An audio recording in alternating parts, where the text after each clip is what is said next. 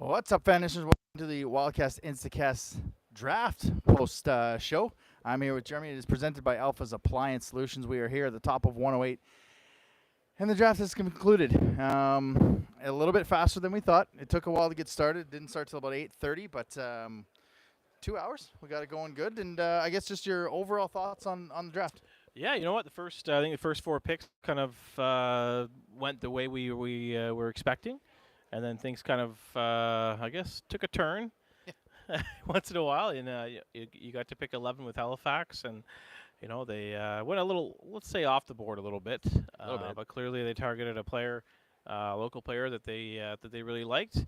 And from what I've heard, is a few Quebec teams that were drafting later on in the draft were also targeting Daniel Walters. So I think that was kind of their key that this is when we got to do it. So they made the move to do it.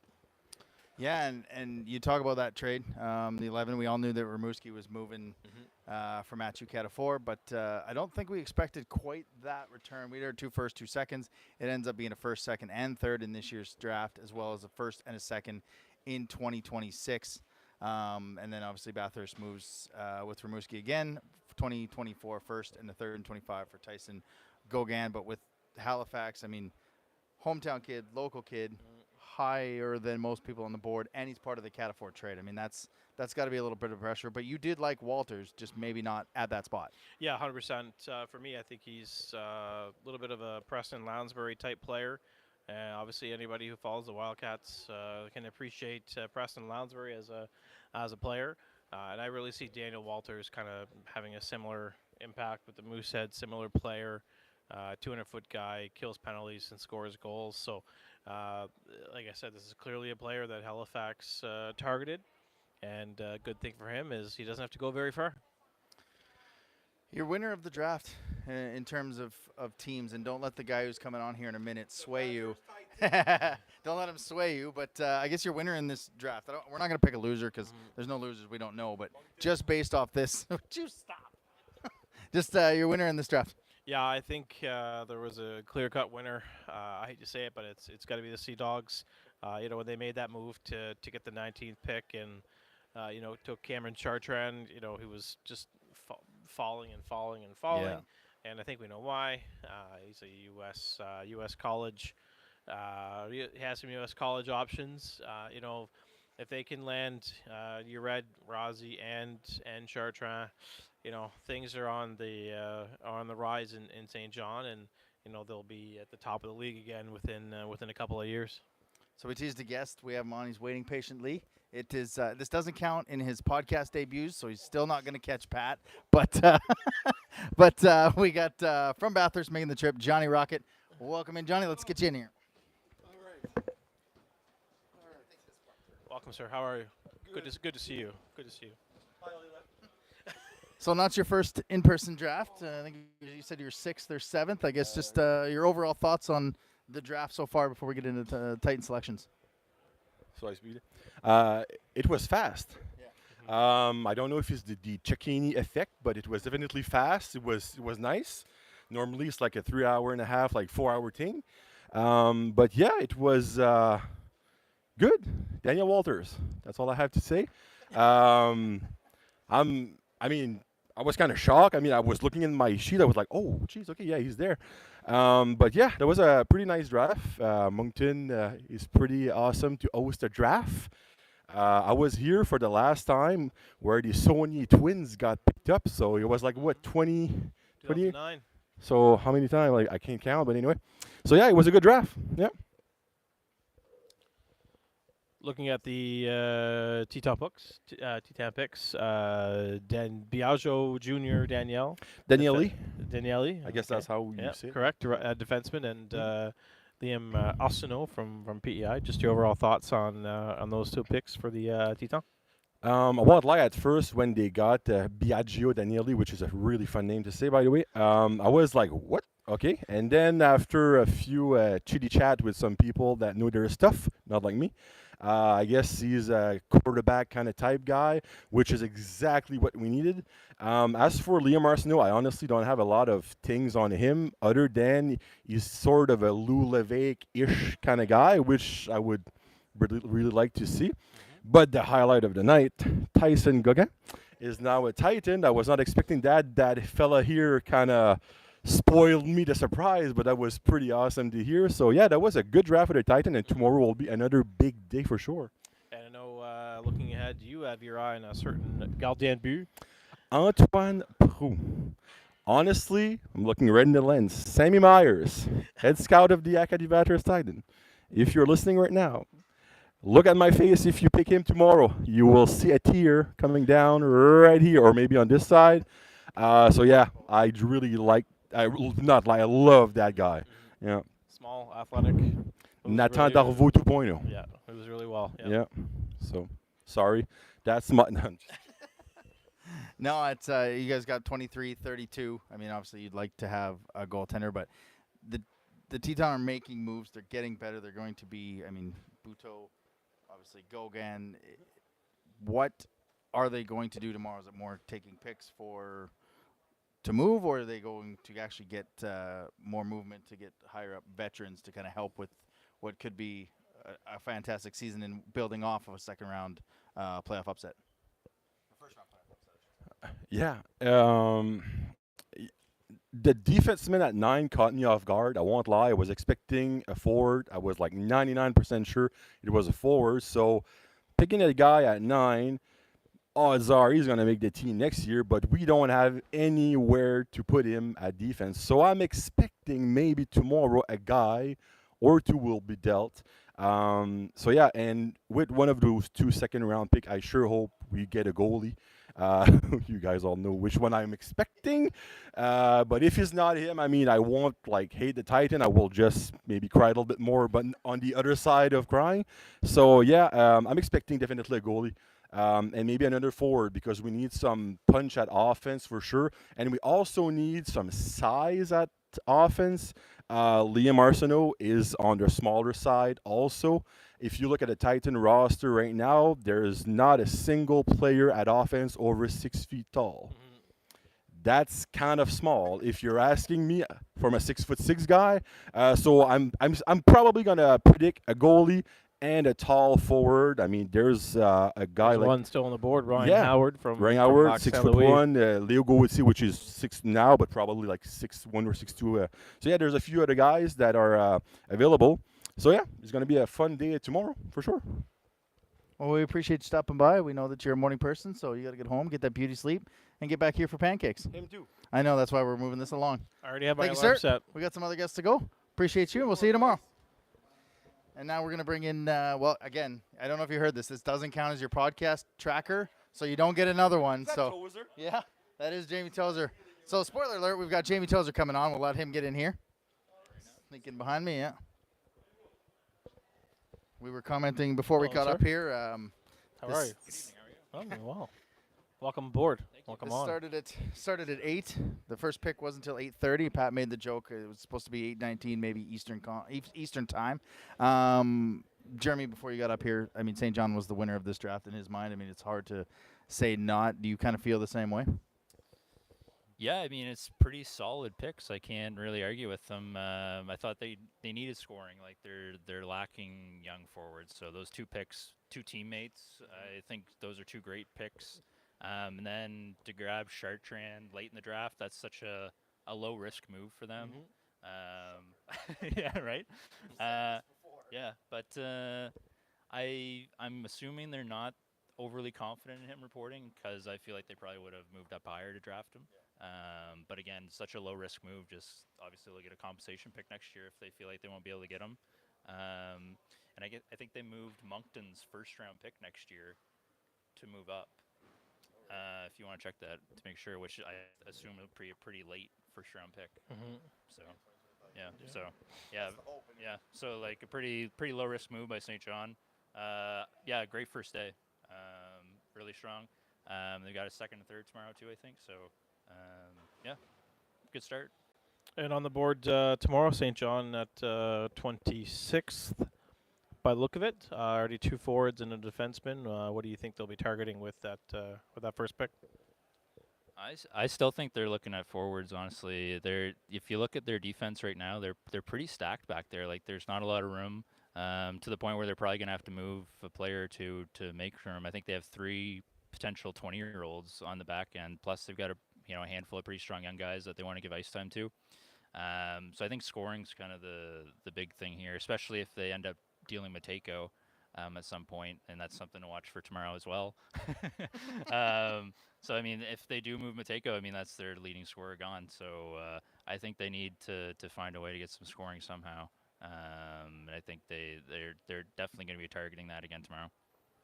So when you look at the draft, just overall, away from just St. John, other than I guess maybe Walter, who has surprised probably everybody in the building going to Halifax, coming off the Cat 4 trade. I mean, he's a hometown guy. You understand that.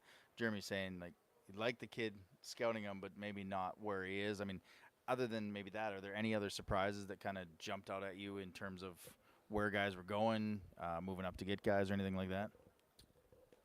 No. Next question. I thought, like Tynan Lawrence, I don't know if you guys talked about him. I mean, that was a little bit surprising to see him go to Chicoutimi, and I guess that makes sense just given where they're at in their cycle and the rebuild. Going to be an extremely good team. The chance of him wanting to report to any team is he probably wants to report to a good team. So that makes sense. I'm sure Richie Thibault has some connections with them, I'm sure. So that helps. But I know you guys sent out that tweet. I mean, again, if they can't get him a report, it's a compensation pick next year. They might, yeah, and which I honestly cannot stand. Like, to me, I hate that because you're blocking potentially an elite player coming to the league, which I don't like. But yeah, it's a smart move. As much as I don't really like that, it's a smart move by the Sags. And again, next year they get the compensation pick anyway. So. I don't know. I feel like I'm still a little surprised that he went to Chicoutimi. I feel like that's not a team you see, high-end Maritimers go to a lot. So that's a bit surprising. Yeah, I think you have to respect the game at the same time because you got to look at. Pretty sure Chicoutimi knew that Halifax was getting pick 11, and pretty sure they knew Halifax was going to target Tynan Lawrence with pick 11, and we saw it again. Later on in the first round with Valdor moving up to take Jacob Gucci from the Flyers, knowing that he was being targeted by Bathurst, who had those 2 picks back to back. So, I mean, if anything about this draft is you got to play the game, I don't know what else to say. I'm pretty tired. Yeah, and I need a you nap. did good though. You did good. You're the draft guru. Was there any huge surprises for you other than Walters? Walters, Lawrence. I mean, where Lawrence went was obviously the surprise. But like you said, Richie Thibault was on board to, help with the maritime recruitment to make it a destination for Atlantic players. Other than that, nothing really caught my eye. I was expecting Sherbrooke to take someone else at pick 13. I was expecting to take Liam Dubé. His father Christian has been, I think, with the Sherbrooke Faucon organization when he was in league. So there's a lot of Sherbrooke connections to that pick, and a lot of Quebec media had him as Sherbrooke's pick. So I was a bit surprised he wasn't there. But other than that, it kind of played out the way I was expecting. I mean, you had Jacob Gucci going in the first round, so that wasn't. I mean, Valdor is a bit far from Moncton, so I don't know if that really. Maybe the team was a bit of a surprise to move up to go get him when they had pick 17. But again, you said, Jeremy, that there was a chance that they were again getting up ahead of Bathurst, knowing that they may want him as well. Were you guys surprised a little bit that Cape Breton kept that 4th overall pick and drafted? I was listening to the broadcast a little bit, and they mentioned the player they chose may not play for them next year, just given that their depth. But I think a little surprising to see a team that we view as all in to use a 4th overall pick with that draft pick. No, it's a good call out. If he does, whether he plays for them or not, you've got to think he's probably. Will he ever wear an Eagles jersey? Yeah. And if he does, will it only be for the first half? Eagles legend. Yeah. He could very well be flipped to another team at the Christmas holiday trade period for a certain player who we are expecting to be traded today, but still happens to be a part of Drummondville. So I think we'll see how that plays out. I think for me, a little bit of a surprise they took a player at 4. I thought And I said to Jeremy, I said, this is the perfect spot for Gauthier. Like, they have no picks in the 4th round. Drummondville didn't, joking before, they didn't really do anything other than show up and get their praise for winning the league title and go home to go to bed to be ready to go tomorrow. But I think I totally thought that was the Gauthier move. Give them number 4 and allow them to build with Gauthier the whole year instead of waiting till Christmas, where potentially he could be moved somewhere else before you're going to Cape Breton. So, but yeah, that's kind of it for us. And I mean, we'll talk about Moncton here in a minute, but we appreciate you jumping on the live, man. Thank you. All right. And again, this Thank doesn't you, count Mr. to your Tozer. podcast total. Be safe tonight, sir. You still have the lead, but it just doesn't count to your podcast total. We're gonna finish this up with some preview, some Wildcat preview Some for Wildcat preview, for absolutely. tomorrow. Yeah. Hopefully, so there's some. Finally get a chance to interview some players. Yeah, no, we started the day off interviewing Dylan McKinnon, Marcus Vidicek. Again, we talked about it on Q103 today. I mean, Dylan McKinnon is the player that Moncton needs on that back end, a big physical, stay-at-home defenseman. I guess just for the YouTube, your overall thoughts on both of those deals, whether, I mean, we kind of knew the payment for McKinnon could be the 3 picks that we got, but just your overall on both of them, were they the right moves? Did we pay enough? Just your overall thoughts. Yeah, 100%. You know, if you're including Sean Carrier in that deal for Vidicek, you better be all in. All right, let's put it that way. And this is clearly their intention. You know, they've got they dealt Zielinski, so that frees up a Euro spot. But obviously, you know, Gloss is still on a protected list. I'm not sure about his future with the team, so there's that possibility of potentially trading for one tomorrow. Yeah. Or just holding off to the import draft and getting a couple guys without having to spend some assets. So we'll see. There's a possibility to really beef up this roster over the next few months. Yeah, and I think, you know, losing Sean Carrier sucks. I mean, you go back to our preseason shows, it was worth moving up. That's why we didn't have a first-round pick tonight. He was put into a spot by the coach that he wasn't that type of player. And there were rumors out there he was requesting a trade. We don't actually know that. But again, you have a chance to get a 45-goal scorer, potential 50-goal scorer next year to play with Denway, to play with Loshing. So I think I'm more okay on the side of moving Carrier to not move a 2026 first or something down the road.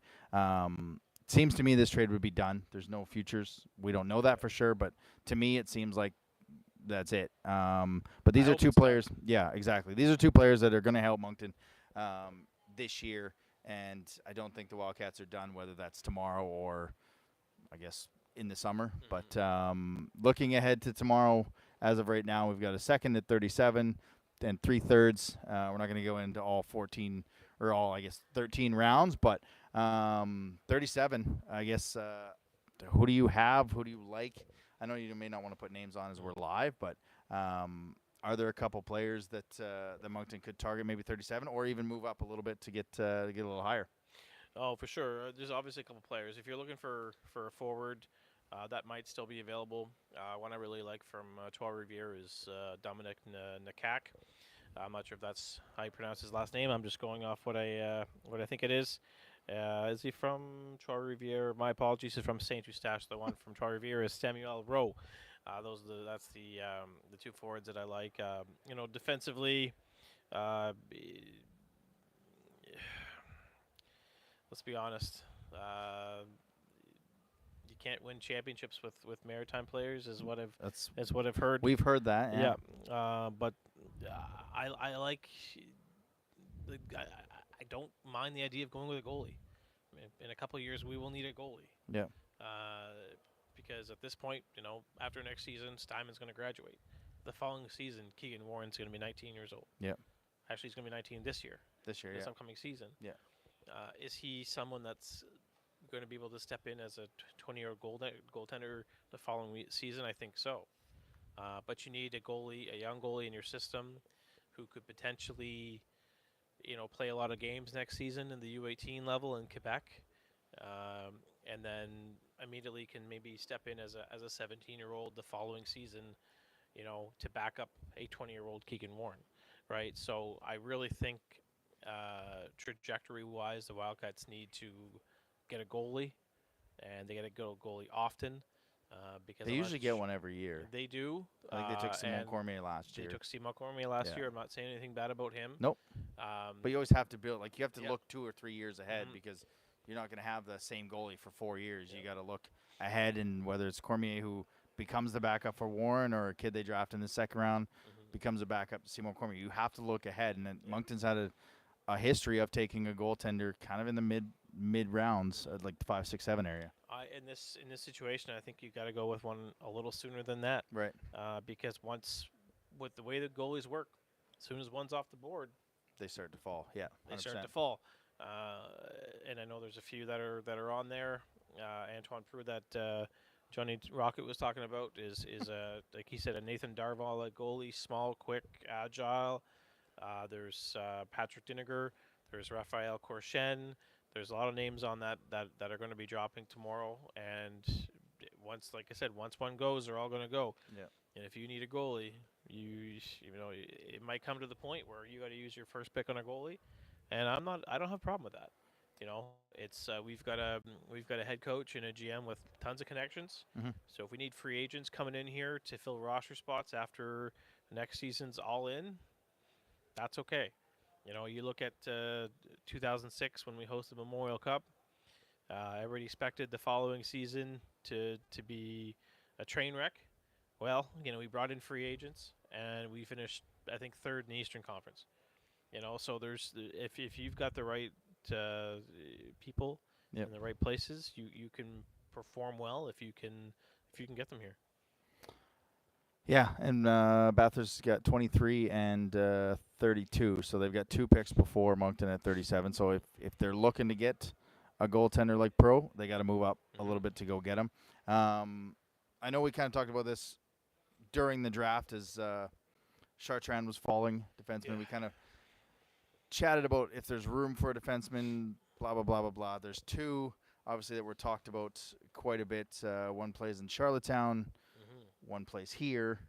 Matt Childer and yeah. Zach Gill. Yep. Zach Gill, and I think there's one from Halifax too that I can't remember his name that I can't think of right now. But those 2, is there a spot for them in the second round if you're Moncton? Oh, I 100%. I can. Or do you think easily they're see more forward or defense? Is kind of where I'm leaning in that question.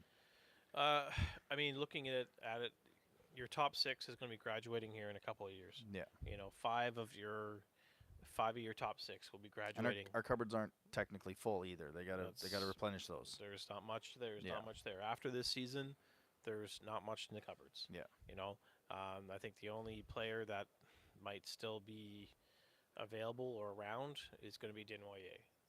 Now that Carey is gone, right? Yeah. So, I think in your first couple of picks, you've got to take a goalie to make sure that there's a decent prospect in that cupboard, and I think you've really start to go. I think you really get to start stocking up the forwards here because, it's going to be pretty bleak after next season if things don't, if these cupboards don't start getting stocked.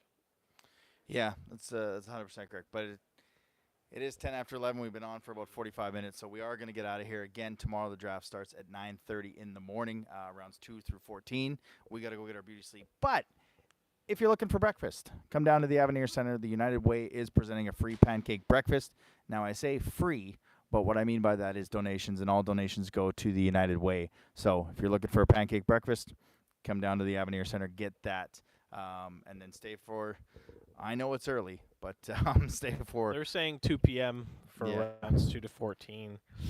That's They were only a half hour off today, but Yeah. they only had 1 round to deal with. They got 13. So we'll see. They got 12 rounds to deal with tomorrow. So, again, this was our Wildcast Instacast live post-draft show presented by Appliance Solutions. Again, thanks to Johnny Rocket, thanks to Jamie Tozer, and thanks to you for staying awake and bringing your draft knowledge. Guys, we got coverage all day tomorrow all over social medias, whether the picks are happening or we'll talk to some players.